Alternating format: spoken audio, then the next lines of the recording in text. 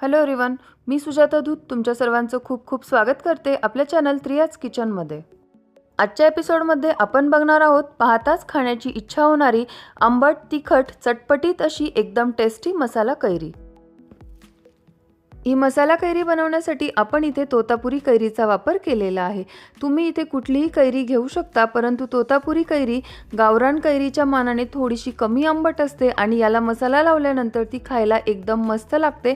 त्यामुळे मी इथे तोतापुरी कैरी वापरलेली आहे।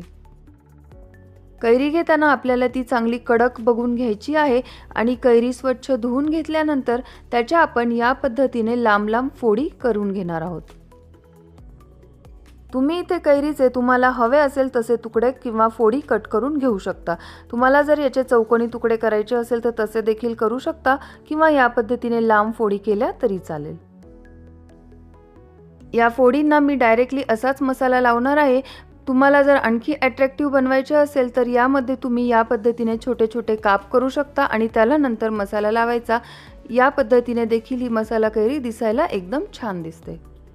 आता आपण याचा चटकदार असा मसाला तयार करून घेऊया। त्यासाठी एका बाउलमध्ये आपण घेणार आहोत अर्धा चमचा लाल तिखट, अर्धा चमचा साधे मीठ, पाव चमचा काळे मीठ, अर्धा चमचा भाजलेल्या जिऱ्याची पावडर आणि एकदम छान चटपटीत फ्लेवरसाठी अर्धा चमचा चाट मसाला।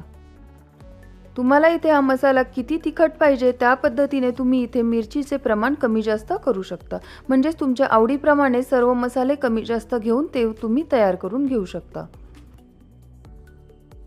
मसाला आपला इथे तयार झालेला आहे। तर सर्व अगोदर कट करून घेतलेल्या कैरींच्या फोडी आपण एका बाउलमध्ये टाकणार आहोत आणि त्यावर आपण साधारणतः 2 चमचे हा मसाला टाकून घेणार आहोत। बाउलमध्ये किंवा डब्यामध्ये घेऊन या पद्धतीने झाकण लावून आपल्याला ते व्यवस्थित मिक्स करून घ्यायचे आहे, म्हणजे हा मसाला सर्व फोडींना चांगला लागला जाईल।